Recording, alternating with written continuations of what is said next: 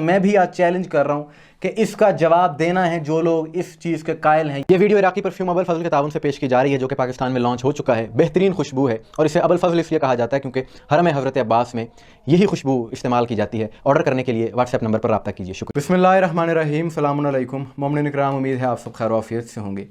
آج کی یہ ویڈیو ایک انتہائی اہم عنوان پر ہے۔ یہ ایک لمحہ فکریہ ہے تمام عزاداروں کے لیے، تمام مومنین کے لیے، کہ صادق آل محمد فرماتے ہیں، اے ہمارے شیعو، ہمارے لیے باعث عزت و افتخار بنو، ہمارے لیے ندامت اور شرمندگی کا باعث نہ بنو، شرمندگی کا سبب نہ بنو۔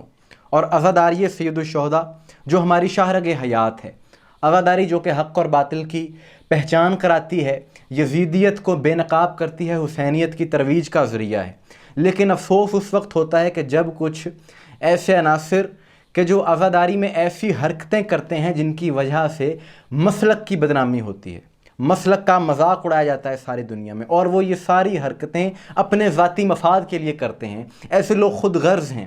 ابھی میں آپ کو ویڈیو ایک دکھاتا ہوں، آپ نے فیصلہ کرنا ہے کیا یہ روش درست ہے۔ اور بات یہ ہے کہ غلط عمل کہیں پر بھی ہو، کسی جگہ پر کوئی غلط عمل ہونے سے وہ ٹھیک نہیں ہو جاتا، صحیح نہیں ہو جاتا۔ غلط عمل عراق میں ہو تب بھی غلط ہے، ایران میں ہو، ہندوستان میں ہو، پاکستان میں ہو، جہاں بھی ہو غلط غلط ہی رہتا ہے، غلط صحیح نہیں ہو سکتا۔ سوشل میڈیا پر ایک ویڈیو منظر عام پر آئی ہے کہ پاکستان میں جنوبی پنجاب کے کسی علاقے میں ایک مجلس ہو رہی ہے اور اس مجلس میں شہزادہ علی اصغر کی برآمدگی کروائی گئی۔ یعنی یہ الفاظ کہتے ہوئے بھی تکلیف ہوتی ہے، لیکن یہ سچی بات آپ کو بتا رہا ہوں کہ گہوارہ شہزادہ علی اصغر نہیں، شہزادے کا جھولا نہیں، بلکہ نعوذ باللہ شہزادہ علی اصغر ایک بچے کو بنا کر اس کی برآمدی کروائی گئی۔ اس کو ہاتھوں پر ایک شخص نے اٹھایا ہوا ہے اور اس کو دیکھ کر لوگ چیخیں مار مار کے رو رہے ہیں، ذاکر مصائب پڑھ رہا ہے۔ اس کی مجلس لگ گئی، بہرحال عوامی زبان میں کہیں تو اس کی مجلس کامیاب ہو گئی، اس نے دھاڑیں مروا دیں لوگوں کی۔ یعنی یہ سوچنے کا مقام ہے کہ کیا آج کے دور کا ایک بچہ نعوذ باللہ اس کو شہزادہ علی اصغر بنا کر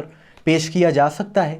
اور حیران کن بات یہ ہے کہ اتنے بڑے مجمع میں ایک شخص بھی کوئی ایسا نہیں تھا کہ جو اتنی ہمت کرتا اور غلط کو غلط کہتا اور کہتا کہ یہ تم غلط کر رہے ہو، یہ ظلم کر رہے ہو تم جو کر رہے ہو۔ یہاں پر علماء کو چاہیے کہ کھل کر ان موضوعات پر بات ہونی چاہیے اور روکیں لوگوں کو، ان کو بتائیں کہ یہ غلط ہے۔ آئے روز ایسے واقعات ہو رہے ہیں، ایک سے بڑھ کر ایک چیز منظر عام پر آ رہی ہے کہ گزشتہ محرم میں آپ نے دیکھا کہ پہلے شہزادہ علی اکبر کی بھی شبیہ بنائی گئی، ایک لڑکے کو دولہا بنا کر مجلس میں لایا گیا، اس کے ساتھ نعوذ باللہ ایک بچی تھی شہزادی سکینہ جسے کہا گیا، وہ بھی جنوبی پنجاب میں ہوا اور وہ اس کے پاؤں پڑتی ہے، وہ ویڈیو منظر عام پر۔ شہزادہ قاسم کی ایک وہ دلہن بنا دی گئی، اس کو دوپٹے اڑائے جا رہے ہیں۔ اسی طرح ہندوستان میں تابوت میں ایک شخص کو لٹا دیا گیا، اس کے پاؤں باہر ہیں تابوت سے۔ یعنی یہ ساری چیزیں بدنامی کا باعث ہیں۔ اور دلیل کیا دی جاتی ہے؟ جی عراق میں بھی ہوتا ہے، عراق میں بھی منظر کشی ہوتی ہے، غلط ہوتی ہے وہاں پر بھی، اور اس کی دلیل میں ایسی دینے لگا ہوں کہ اس کا رد کوئی بڑے سے بڑا عالم نہیں کر سکتا۔ اور وہ جذباتی کرنے کے لیے واعظین کہتے ہیں چیلنج کر رہا ہوں، تو میں بھی آج چیلنج کر رہا ہوں کہ اس کا جواب دینا ہے جو لوگ اس چیز کے قائل ہیں، یہ منظر کشی اور معصومین کی شبیہات بنانے کے۔ اور وہ دلیل یہ ہے کہ کیا نبی رحمت رسول پاک صلی اللہ علیہ وآلہ وسلم کی نعوذ باللہ کوئی شبیہ بنا سکتا ہے؟ کرو جسارت، کرو ہمت، تمہارا ایمان بھی چلا جائے گا، تم پہ 295 کا مقدمہ بھی ہوگا، اور یہ مقدمہ بھی جائز ہوگا کہ کہاں نبی رحمت اور کہاں ہم جیسے خاکی۔ تو اتنی مظلومیت ہے اہل بیت کی کہ رسول اللہ کی شبیہ بنانا تو ناجائز ہے اور بے شک ناجائز ہے، لیکن رسول اللہ کے نواسے کی، ان کی اولاد کی شبیہات بنائی جا رہی ہیں، کسی کو کوئی اعتراض نہیں ہے۔ یہ لمحہ فکریہ ہے ان لوگوں کے لیے جو ان چیزوں کے قائل ہیں، شبیہات کے قائل ہیں، کہ کیا رسول اللہ نے نہیں فرمایا الحسین منی وغنا من الحسین، حسین مجھ سے ہے میں حسین سے ہوں؟ تو اس حسین کی شبیہ بنانا کس طرح جائز ہو گیا؟ ان کی اولاد کی شبیہ بنانا کس طرح جائز ہو گیا؟ صرف رلانے کے لیے یہی چیزیں رہ گئی ہیں۔